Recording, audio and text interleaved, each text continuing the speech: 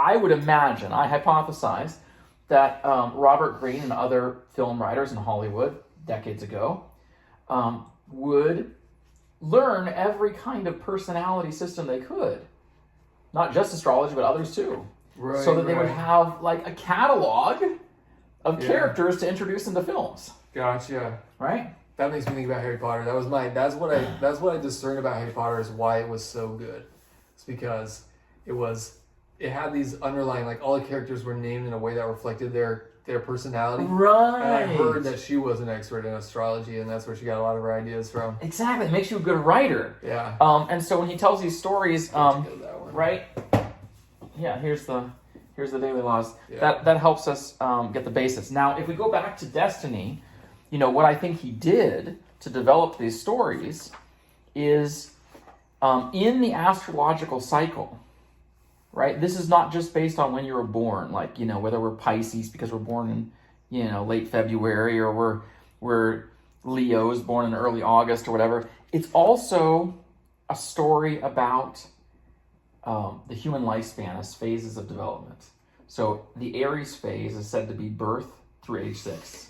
Okay. And then the Taurus is 7 through age 13. Uh-huh. Gemini is for like the teenagers from 14 through the end of age 20. Then Cancer, when you're starting to establish your own home and your early intimacy. This reflects Erik Erikson's, intimacy versus isolation. From 21 through the end of 27 is the Cancer stage. Okay. Then you're starting to develop more mastery in early adulthood. You want to start being more prominent at work potentially. That's age 28 through the end of age 34. Then you get into your midlife crisis phase a lot of times with 35 through 41. That's the Virgo stage where you turn back inward. And you're like, well, what am I really doing? Is this really working for me? And then you get into your maturity more in the Libra phase from 42 through the end of age 48, where you're solidifying your social network. After you've gone through the midlife crisis and you've developed as an adult, you're solidifying your alliances and your social network in your mid to late 40s. Then you're consolidating your power more fully in the Scorpio phase from age 49 through the next step on the 7 times tables, which is the end of age 55. And then you go into the Sagittarius phase, kind of reflecting, waxing more philosophical about how you want your senior years to be. Right. As you go from 56 to the end of age 62. And then you really have to kind of count what you have for your retirement. Now you have to be really serious about what your budget is and going to be for the rest of your life. You enter the Capricorn phase from 63 through the end of 69. And then by age 70, now you're probably retired and you want to start exploring more. Maybe you take those trips that you never took before, do a few things on your bucket list while you still can. You want to kind of explore your ideas that you've been saving up your whole life. That's the Aquarius phase from 70 through the end of 76. And then as you're getting much older, you're like, well, what do I want to leave behind? What's my legacy? What do I want to give back? How do I want to, bless my grandchildren, etc.? You move into the Pisces phase for the final late chapter there. That's right. Pisces is the last one. Is the last one. I forgot about that. And so that's kind of a story arc, and there's a lot of aspects to that of what we need to develop. And so the secret language of destiny talks about basically 48 Hegelian dialects that we have to resolve in life. Do you know what the Hegelian dialect is? My understanding of the Hegelian dialect is the problem-reaction solution paradigm. It's kind of, like thesis, antithesis. So what you said is exactly right. Problem, reaction.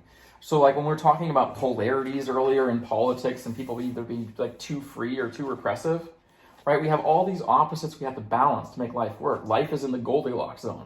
Not too hot, not too cold. Right. But we have a tendency to swing out of the Goldilocks zone. Right? Not too free, not too oppressed. Right. Right.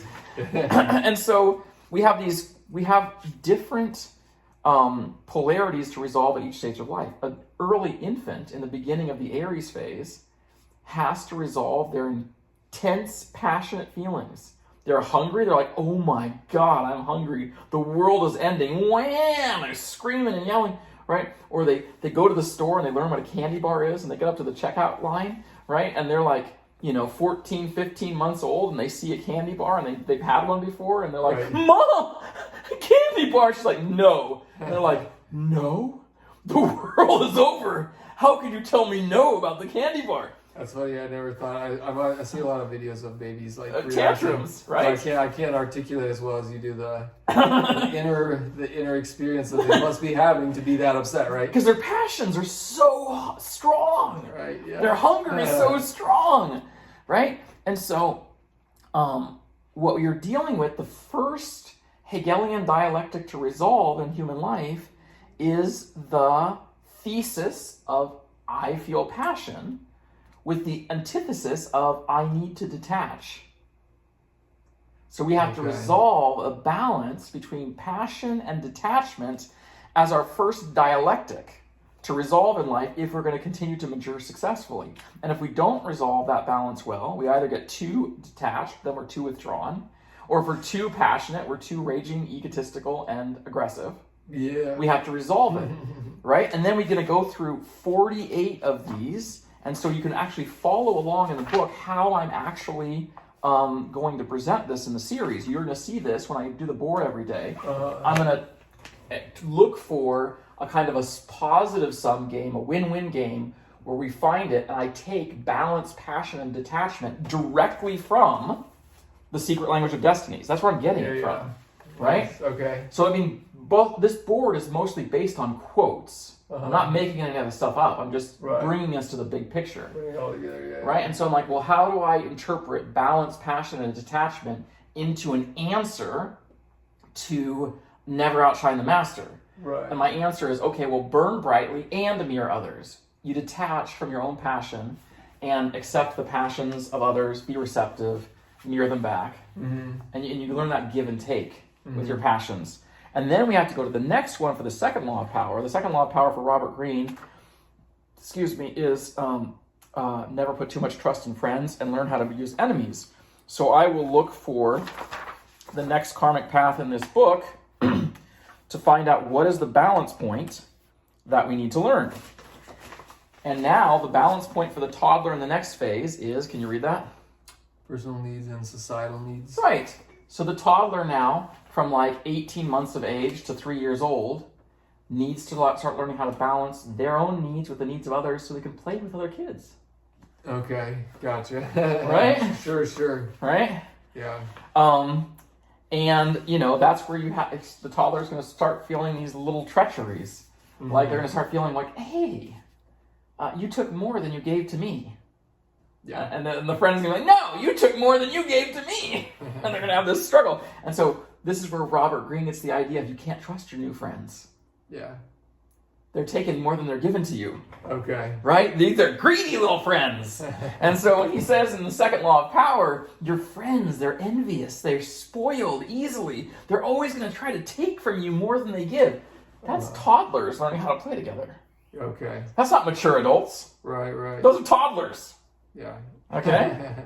Sure. So we have to go through all 48 steps in the Hegelian dialect of human life for basically how do we balance our own egos with the egos of other people so that we can actually be a functional community together. Right on. Yeah.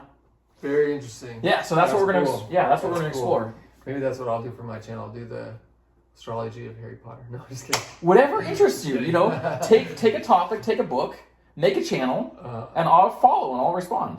I'll think about it for sure. Yeah.